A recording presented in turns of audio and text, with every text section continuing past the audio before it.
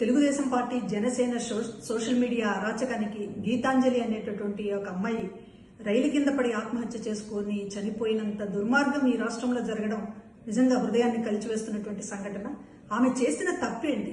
జగన్మోహన్ రెడ్డి గారు తన పేరు మీద ఇంటి పట్టా ఇచ్చారని ఆ సభలో పట్టా తీసుకున్న ఆనందంతో మీడియాతో మాట్లాడుతూ నాకు చాలా సంతోషంగా ఉంది, జగనన్న గారు నన్ను ఆశీర్వదించి ఇచ్చారు, జగనన్న గారు నాకు ఇల్లు ఇచ్చారు అని ఒక తన ఉత్సాహాన్ని తన సంతోషాన్ని వ్యక్తం చేసినందుకు ఆమె పైన ఇష్టానుసారంగా ట్రోల్ చేస్తూ Janasena Telugu Desam party social media వాళ్ళు ఇష్టానుసారంగా ఆమె పైన ట్రోల్ చేసి ఒక అవమానకరమైనటువంటి పరిస్థితిని కల్పించడం వల్ల ఆ బిడ్డ తట్టుకోలేక రైలు కింద పడి ఆత్మహత్య చేసుకుంది. ఇద్దరు చిన్న పిల్లలు ఉన్నటువంటి తల్లి గీతాంజలి, భర్త, పిల్లలు ఉన్నటువంటిది.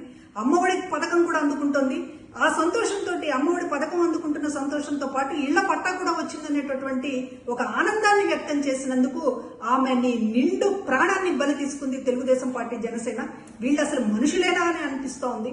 ఒక మహిళకి సంబంధించి ఇంత అండగా ఉన్నటువంటి ప్రభుత్వాన్ని చూసి ఓర్వలేక ఈరోజు జగన్మోహన్ రెడ్డి గారి మీద దాడి చేయడమే కాకుండా లబ్ధిదారులు సంతోషంతో 4 మాటలు మాట్లాడినందుకు చివరికి ఆ బిడ్డల్ని తల్లి లేని బిడ్డలుగా చేశారు. ఆమె నిండు జీవితాన్ని బలి తీసుకున్నారు.